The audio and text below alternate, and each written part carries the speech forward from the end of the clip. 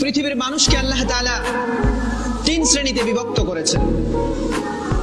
পৃথিবীর মানুষকে কয় শ্রেণীতে বিভক্ত করেছেন বলেন? তিন শ্রেণীতে বিভক্ত করেছেন। এই তিন শ্রেণীর ব্যাপারে আদম আলাইহিস সালাম থেকে শুরু করে কিয়ামত পর্যন্ত যত মানুষ পৃথিবীতে আসবে সমস্ত মানুষ তিন শ্রেণীতে বিভক্ত। কয় শ্রেণীতে বিভক্ত বলেন?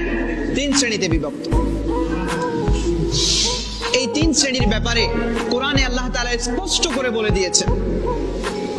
আল্লাহ তাআলা সূরা ফুসসিলাতের 2 নম্বর আয়াতে আল্লাহ তাআলা বলছেন, সূরা ফুসসিলাতের 26 নম্বর আয়াতে আল্লাহ তাআলা এই কথা বলছেন, وَقَالَ الَّذِينَ كَفَرُوا لَا تَسْمَعُوا لِهَذَا الْقُرْآنِ وَالْغَوْا فِيهِ لَعَلَّكُمْ تَغْلِبُونَ।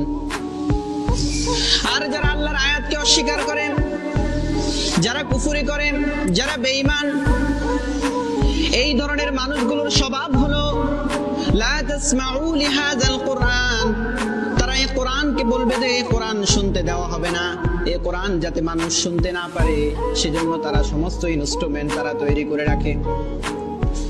তারা বলে এই কোরআন শুনতে দেওয়া হবে না, লা তাসমাউ লিহাযাল কুরআন ওয়ালগাউ ফিহি, তোমরা কোরআনের মজলিসে গিয়ে হট্টগোল তৈরি করে দাও, কোরআনের মাহফিল বন্ধ করে দাও, কোরআনের মজলিস গুলো বন্ধ করে দাও।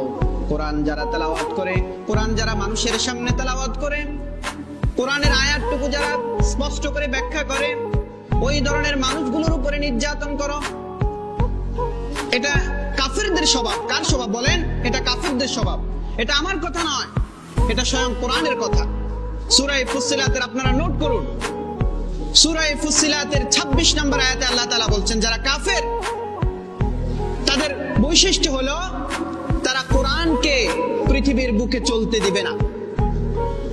কোরআন যাতে পৃথিবীর বুকে না চলতে পারে সেজন্য তাদের সমস্ত ইনস্ট্রুমেন্ট তারা তৈরি করে রাখে যাতে কোরআন চলতে না পারে।